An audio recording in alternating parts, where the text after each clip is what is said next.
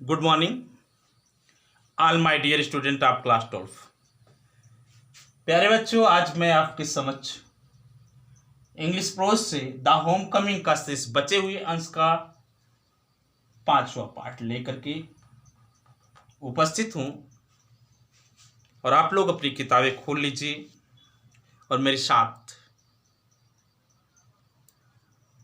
गुरुदेव रविन्द्रनाथ टैगोर के द्वारा लिखे गए इस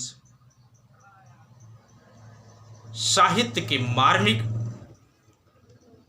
अंश का आनंद लेते हुए अपने लक्ष्य की ओर बढ़ें। आइए। The cramped atmosphere of neglect in his aunt house oppressed fatigue so much that he felt that he could hardly breathe. He wanted to go out into the open country and fill his lung and breathe freely, but there was no open country to go to, surrounding on all sides by Calcutta houses and walls. He would dream night after night of his blessed home and longed to be back there. He remembered the glorious meadow where he used to fly his kite all day long, the broad river bank where he would wander about the livelong day, singing and shouting for joy. A narrow brook where he could go and dive and swim at any time he liked. He thought of his band of boy companion over whom he was despot, and above all the memory of that tyrant mother of his who had such a prejudice against him, occupied him day and night. A kind of physical love like that of animal, a longing to be in the presence of one who is loved, an inexpressible wistfulness during absence, a silent cry of the inmost heart for the mother, like a lowing of the calf in the twilight. His this love, which was almost an animal instinct, agitated the shy, nervous, lean, uncouth, and ugly boy. No one could understand it, but it preyed upon his mind continually. एक minute रुक जाइए बेटा।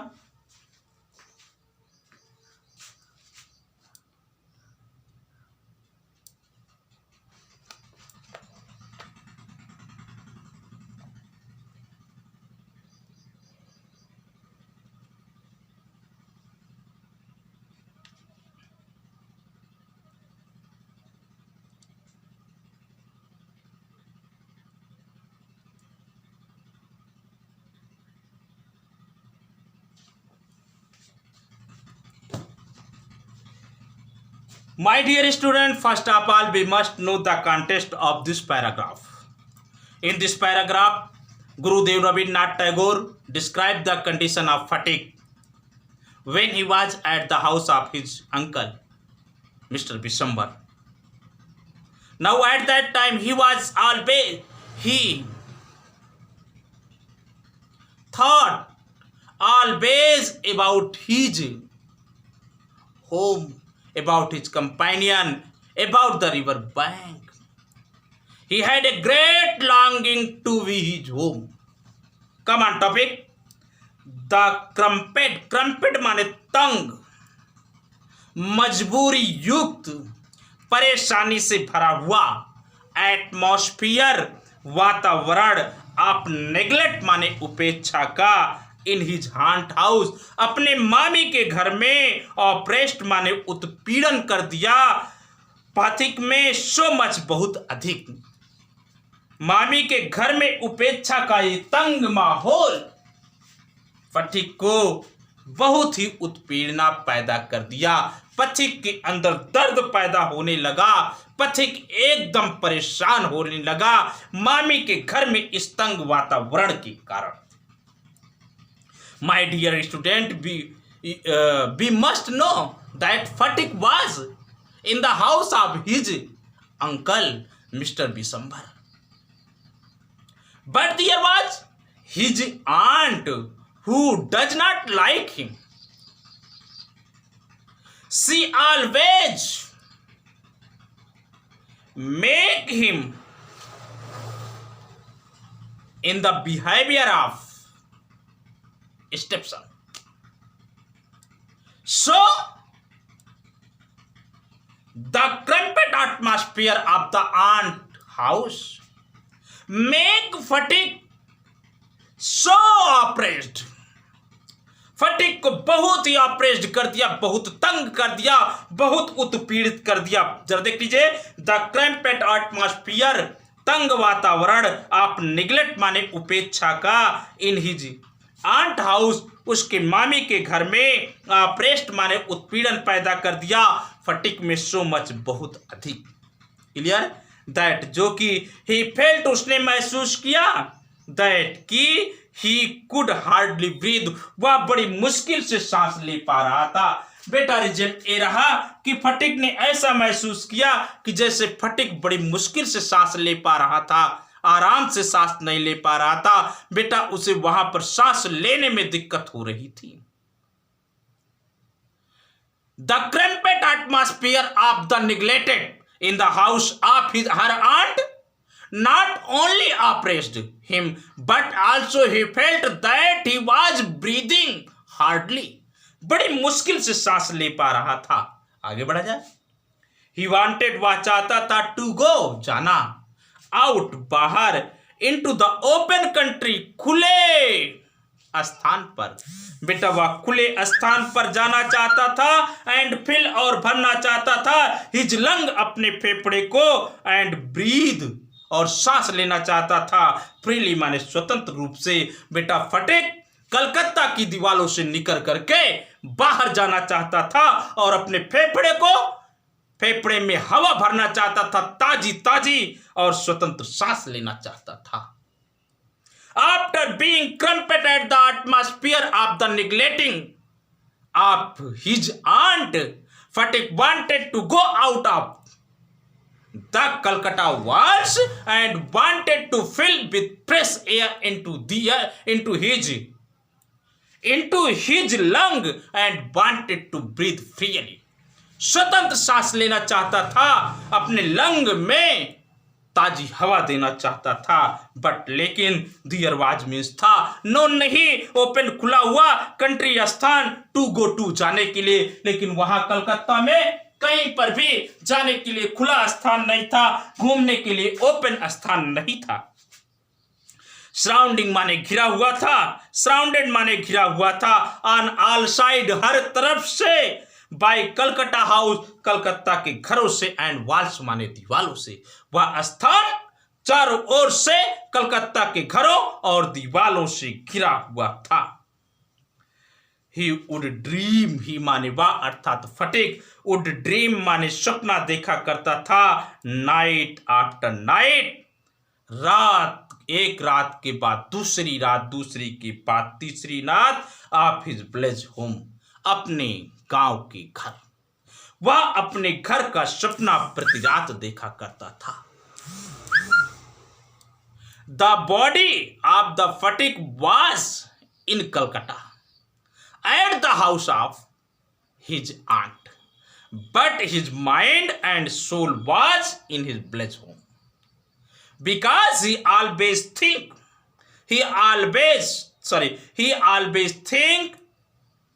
he wants to go in his village home. His mind and soul was in his village home. He always think about his home. चले आगे। And long माने चाहता था, to भी होना, बैक माने वापस, दियर माने वहां पर। मेरे प्यारे बच्चों, वह अपने घर वापस जाना चाहता था। ही रिमेंबर्ड, वह याद करता था, द ग्लोरियस माने शानदार, मीडो माने चरागाह, वेयर जहां पर ही यूज्ड टू फ्लाई, वह उड़ाया करता था, हिज काइट, अपनी पतंग को, ऑल डे लॉन्ग, पूरा दिन। बेटा वह उस शानदार घास के मैदान को याद करता था जहां पर पूरा दिन वह अपनी पतंग को उड़ाया करता था, अपनी पतंग को उड़ाया करता था। He not only remembered his home but also that glorious grassland where he used to fly his kite all day long, जहां पर पूरा दिन अपनी पतंग को उड़ाया करता था। एंड और ब्रॉड माने विशाल खाय, रिवर बैंक नदी के किनारे को याद करता था, वेयर जहां पर ही वह वुड वंडर टहला करता था, about the live long day पूरे दिन तक, सिंगिंग गाया करता था, शाउटिंग चिल्लाया करता था, फॉर जॉय माने आनंद से। और बेटा उस विशाल काय चौरस नदी के मैदान को याद करता था, जहां पर पूरा दिन वह गा करके और आनंद से चिल्ला करके घूमा करता था। The memory of the river bank where he wander all day long with his singing and shouting of the joy coming into his mind. The narrow brook बेटा वह सकरा झरना याद आता था। नैरो माने सकरा, ब्रूक माने झरना, होयर जहां पर ही कुड गो वह जा सकता था, एंड डाइव और डुबकी लगा सकता था, एंड स्विम और तैर सकता था, एट एनी टाइम किसी भी समय ही लाइक जब वो चाहता था। बेटा वह उस सकरे झरने को भी याद करता था, जिस सकरे झरने में जब चाहे चला जाए, डुबकी लगा ले, तैर ले, उसे वह मार्मिक दृश्य भी याद आ रहा था। द नैरो माने सकरा, ब्रूक माने झरना, होयर जहां पर ही कुड गो वह जा सकता था, एंड डाइव और डुबकी लगा सकता था, एंड स्विम और तैर सकता था, एट एनी टाइम किसी भी समय ही लाइक जब वो चाहे। ही था वह सोचता था। आप ही अपने बैंड माने समूह, आप बॉय कंपेनियन लड़के साथियों को, बेटा वह अपने लड़के साथियों के समूह के बारे में सोचता था, ओवर हुम जिसके ऊपर ही वाज डिस्पोट माने शासन किया करता था। बेटा वह अपने लड़कों के उस समूह, लड़कों साथियों के उस समूह की याद आती थी, जिसके ऊपर वो शासन किया करता था, जिसे आदेश दिया करता था, जो बच्चे उसके आदेश का पालन किया करते थे। He also remembered about the boys who were his companion, who always played with him, over whom he ruled, जिसके ऊपर वो शासन किया करता था। एंड above all, इन सारी बातों के बावजूद the memory of the tyrant mother, memory माने याद बनी हुई थी, आप दैट माने उस टायरेंट माने अत्याचारी, मदर माने माँ की, आप हिज माने अपनी उस अत्याचारी माँ की भी याद आती थी। इन सारी चीजों के बावजूद फटिक चक्रवर्ती को अपनी उस माँ की याद आती थी, जो माँ फटिक के ऊपर अत्याचार किया करती थी। हु हैड जिसके पास था, सच माने ऐसा, ए प्रोड्यूस माने पूर्वाग्रह, अगेंस्ट हिम जिसके दिमाग में उसके विपरीत पूर्वाग्रह भरी हुई थी, ऐसे विचार भरे हुए थे जिन विचारों को सोच करके मां डर जाती थी। उस मां की भय याद उसे आया करती थी। ऑक्युपेड माने रखती थी, हिम माने उसे डे एंड नाइट, जो पूर्वाग्रह उस बालक के बारे में मम्मी दिन और रात सोचा करती थी। चले आगे। A kind of physical love, एक प्रकार का शारीरिक प्रेम की आकांक्षा उसके अंदर भर गई थी कि मां मिल जाए और उसे गले से लगा ले, उसे चूम ले, उसे दुलार कर ले, उसे अपनी गोदी में अपने आंचल से हवा दे दे। इस प्रकार का शारीरिक प्रेम वो चाहता था। A kind of physical love, एक प्रकार का शारीरिक प्रेम, दैट ऑफ एनिमल्स, जो जानवरों में भी पाया जाता है। आप लोगों ने देखा होगा कि चाहे जो गैया होती है अपने नन्हे से बछड़े को अपनी जीभ से चाट चाट करके दुलारती है, उसी प्रकार से एक माँ भी अपने बच्चे को अपनी गोदी में उठा लेती है, अपने गले से लगा लेती है, अपने होठों से लगा लेती है, अपने आंचल से हवा देती है। A kind of physical love, एक प्रकार का शारीरिक प्रेम, लाइक दैट ऑफ एनिमल, जिस प्रकार से जानवरों में पाया जाता है। क्लियर? ए लॉन्गिंग एक चाहत, टू बी होने का, इन द प्रेजेंस माने उपस्थिति में, ऑफ द वन किसी की, हु इज लव्ड जो उसे प्यारा हो। बेटा एक प्रकार का ऐसी इच्छा उसके हृदय में भरी हुई थी कि वह उसके सामने चला जाए जो उसे प्यार करता हो, जो उसे चाहता हो। ए लॉन्गिंग एक इच्छा थी, टू बी होने की, इन द प्रेजेंस माने उपस्थिति में, आप वन किसी के, हु इज लव्ड जो उसे प्यारा हो, जो उसका प्यारा हो, जो दुलारा हो, जो उसे प्यार करता हो, उसी के सामने जाना चाहता था। अपने अपने होते हैं। एन माने एक, इन एक्सप्रेसिबल माने अकथनीय,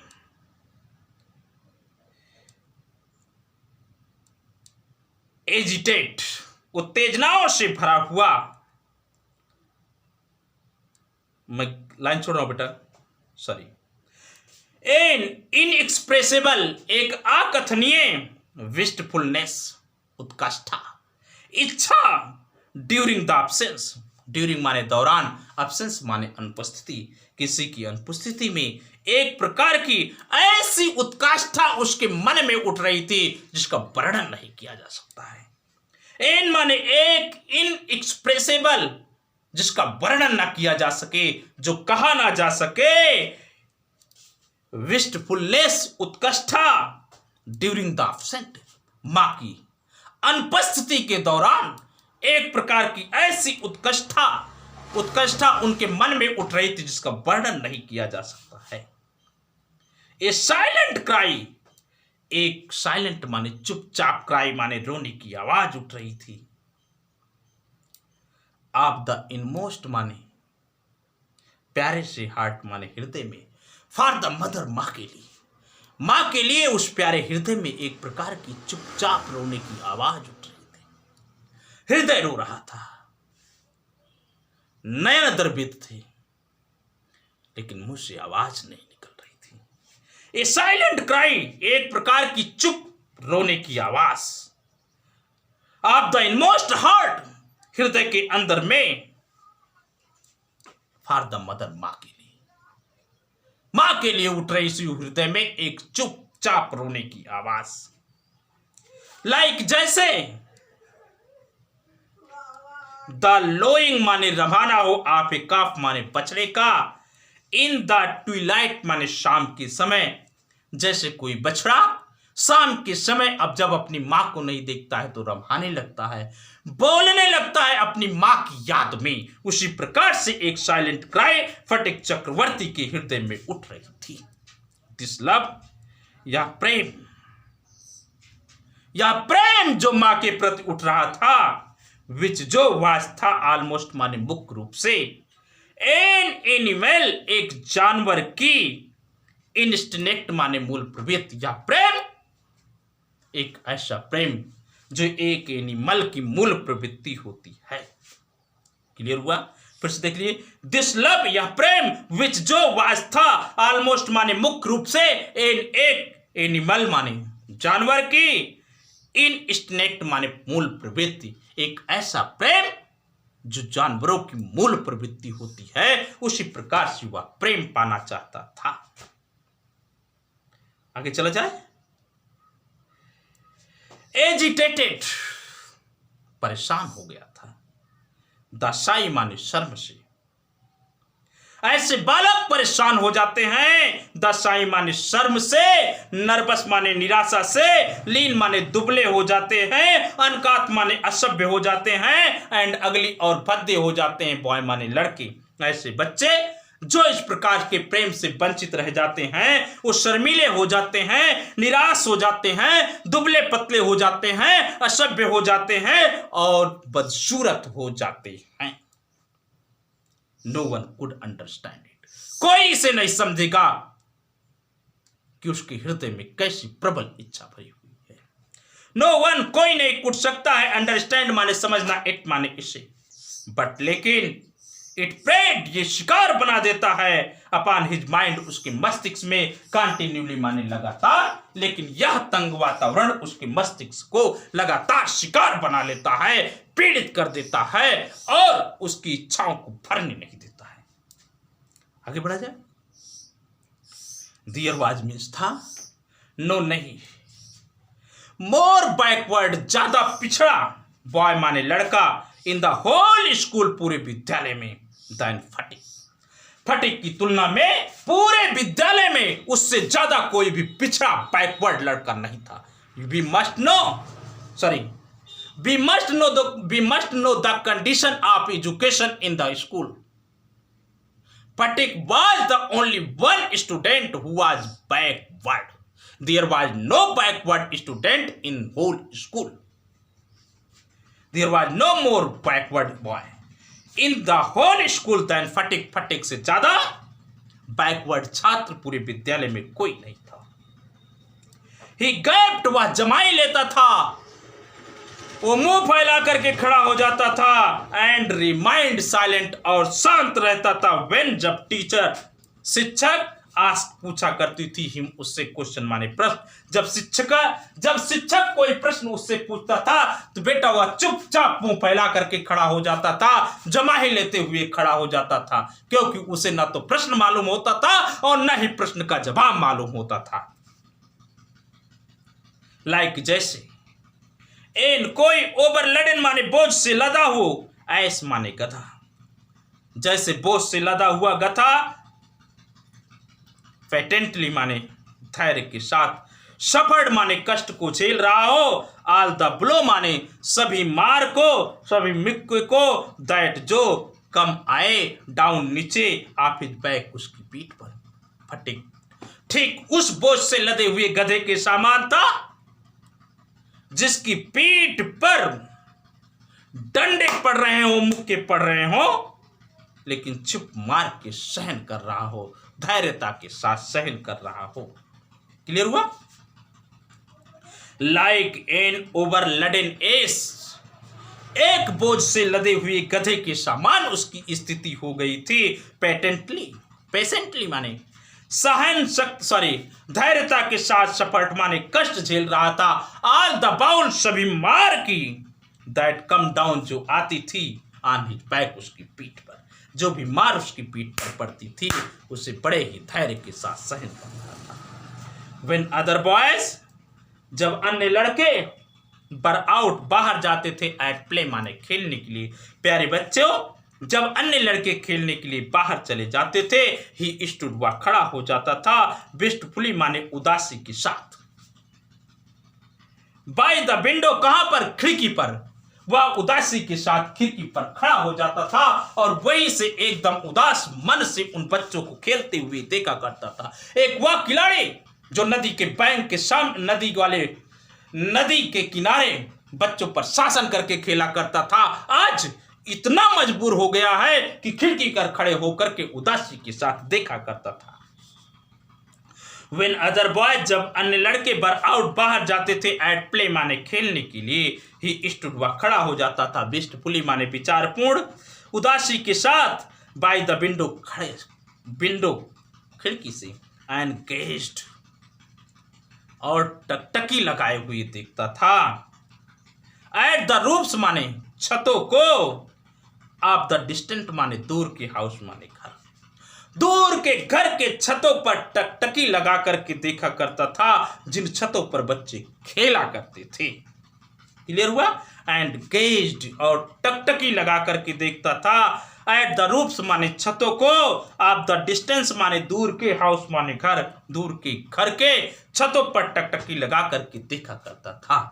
एंड और इफ बाई चांस, यदि अवसर बस, ही माने वाह, स्पाइट चुपके से देख लेता था, चिल्ड्रन बच्चों को, प्लेइंग माने खेलते हुए, ऑन द ओपन माने खुले हुए, ट्रेस माने मैदान, चबूतरा, खुले हुए चबूतरे पर खेलते हुए देख लेता था।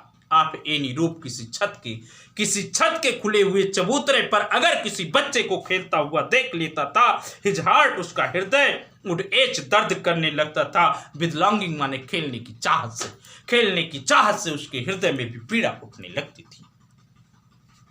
क्लियर? आगे देखते हैं। वन डे, एक दिन, ही समन्ड उसने एकत्रित किया, समन्ड ऑफ एकत्रित किया ऑल हिज करेज अपने संपूर्ण धैर्य को। एक दिन उसने अपने संपूर्ण साहस को एकत्रित किया और एकत्रित करके आस्क मीन्स पूछा हिज अंकल अपने मामा से, uncle mama when can I go home, मैं घर कब जा सकता हूं। हिज अंकल आंसर्ड, उसके मामा ने जवाब दिया, बेट इंतजार करो टिल जब तक कि नहीं द हॉलीडे छुट्टियां कब माने आ जाती मेरे पुत्र, तब तक इंतजार करो जब तक कि छुट्टियां ना आ जाएं। बट लेकिन द हॉलीडे छुट्टियां वुड नॉट नहीं कम माने आने वाली थी 3 नवंबर, लेकिन बेटा छुट्टियों का आगमन नवंबर के पहले नहीं होने वाला था। बट द हॉलीडेज किंतु छुट्टियां वुड नॉट नहीं कम माने आने वाली थी टिल नवंबर के पहले तक, लेकिन नवंबर के पहले तक छुट्टियों का आगमन नहीं होने वाला था।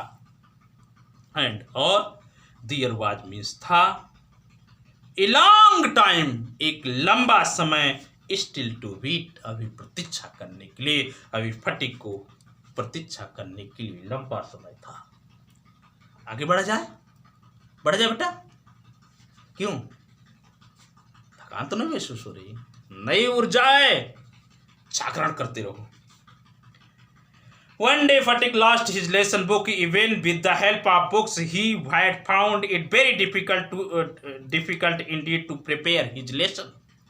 Now it was impossible. After a day, the teacher would cane him unmercifully. His condition became so adjustly miserable that even his cousins were ashamed to own him. They began to jeer and insult him more than the other boys. He went to his aunt at last and told her that he had lost his book. In this paragraph, Gurudev Rabindranath Tagore describes the condition of Fatik when he had lost his lesson book. The result was this, that his cousin hated and mocked him. One day, एक दिन फटिक, mister फटिक चक्रवर्ती last माने खो दिया, his lesson book माने किताब, एक दिन फटिक चक्रवर्ती ने अपनी किताब को खो दिया। एक कहावत है, एक तो तित लौकी और दूसरा नीम पर चढ़ी। बेटा किताब थी तो कुछ भी नहीं आता था, और किताब नहीं है तो क्या होगा बताइए। एक तो पीछे से बैकवर्ड, दूसरे संसाधन का अभाव हो गया। वन डे, एक दिन फटिक लास्ट खो दिया हिज लेसन बुक, अपनी किताब। इवन हर तरह से with the help of book, बिना किताब के, ही हैड फाउंड, वह पाया, इट वेरी डिफिकल्ट, बहुत कठिन, इंडीड वास्तव में, टू प्रिपेयर माने तैयार करना, हिज लेसन अपनी पाठ को। बेटा हकीकत में फटिक ने बिना किताब के अपने लेसन को तैयार करने बहुत कठिनाई पाई। Even with the help of books, हर तरह से किताब, बिना किताब के, ही हैड फाउंड, वह पाया था, इट वेरी डिफिकल्ट, इसे बहुत कठिन, इंडीड वास्तव में, टू प्रिपेयर तैयार करना, हिज लेसन अपने पाठ को। वास्तव में बिना किताबों के उसने पाया था कि उसके पाठ तैयार नहीं हो सकते। नाउ अब इट वॉज इम्पॉसिबल, इट माने या अर्थात तैयारी करना, पढ़ाई करना असंभव था। डे आफ्टर डे, दिन प्रतिदिन, द टीचर, शिक्षक, उडकेन माने बेत मारता था, हिम माने उसे, अनमर्सीफुल माने बिना दया के। दिन प्रतिदिन उसका शिक्षक एकदम निर्दयी होकर के उसे बेटों से मारता था, उसके ऊपर बेत मारता था। डे आफ्टर डे, दिन प्रतिदिन, द टीचर, शिक्षक, उठके बेत मारता था, हिम उसे, अनमर्सीफुली बिना दया के। हिज कंडीशन, उसकी दशा, बीके माने हो गई, शो माने बहुत ही, अबजेस्टली माने नीच, मिजरेबल माने दयनीय।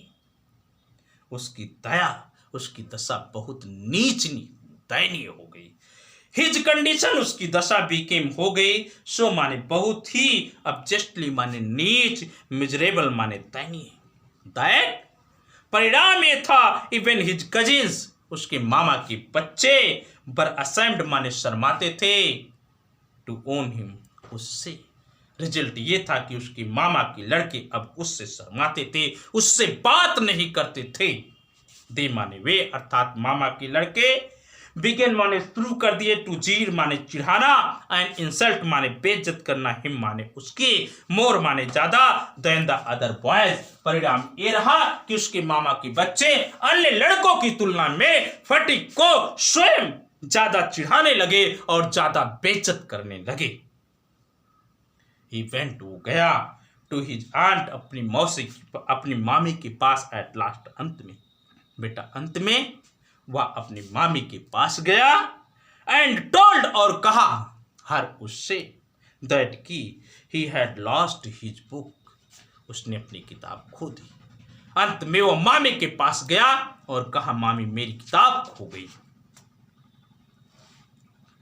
हिज आंट, उसकी मामी ने, प्रेस्ड माने काटा, हिज लिप्स, अपने होठों को, इन कंटेम्प्ट माने घृणा से, उसकी मामी ने घृणा से अपने होठों को दबाया, एंड सेड, और कहा यू ग्रेट क्लामसी, तुम बड़े अनाड़ी, कंट्री लाउड, गांव के गंवार, यू ग्रेट क्लामसी, तुम बड़े अनाड़ी, कंट्री लाउड, गांव के गंवार, हाउ कैन आई अफोर्ड, मैं कैसे पूरा करूंगी, मैं कैसे पूरा कर सकती हूं, विद ऑल माई फैमिली, अपने पूरे परिवार के साथ, अपने पूरे परिवार के साथ मैं कैसे पूरा कर सकती हूं, टू बाई माने खरीद करके, यू तुम्हें, न्यू बुक्स, नई किताबें, 5 time 5 bar, in a month, एक महीने में।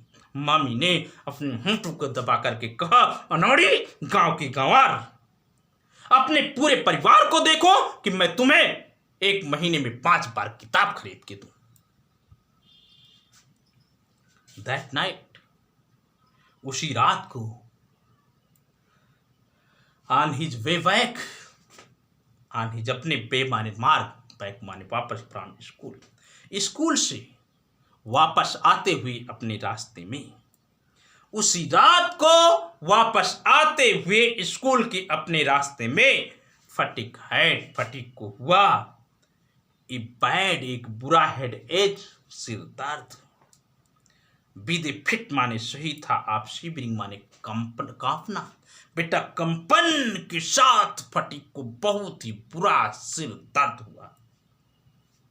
दैट नाइट, उसी रात को, ऑन हिज वे बैक, वापस आते हुए फ्रॉम स्कूल, विद्यालय से, Phatik had a bad headache, Phatik को एक बुरा सर दर्द हुआ, with a fit of shivering, कंपन के साथ। ही फेल्ट, उसने महसूस किया, दैट, उसने महसूस किया, he was going to have an attack, उसे अटैक होने वाला था, ऑफ मलेरिया फीवर, मलेरिया बुखार का। बेटा उसने महसूस ये किया कि उसे मलेरिया बुखार होने वाला था।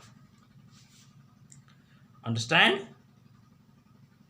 हिज ग्रेट फियर, उसका सबसे बड़ा भय वाज था, दैट की ही वुड बी, वह बनेगा, ए माने एक, न्यूसेंस माने बोझ, टू हिज आंट, अपनी मामी के लिए।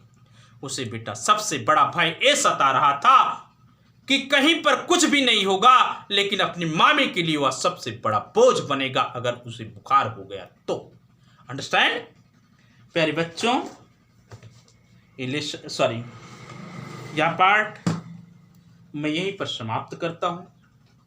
शेष बचे हुए अंश को लेकर के मैं आपके समक्ष अपने अगले लेक्चर में उपस्थित होऊंगा। तब तक के लिए मैं आपसे अलविदा लूँगा। आप पढ़ते रहिए, मुस्कुराते रहिए। अगर मेरा वीडियो आपको पसंद आए तो सब्सक्राइब करिए, अपने मित्रों में शेयर करिए और लाइक करिए। Thank you for watching the video my dear student. नमस्कार।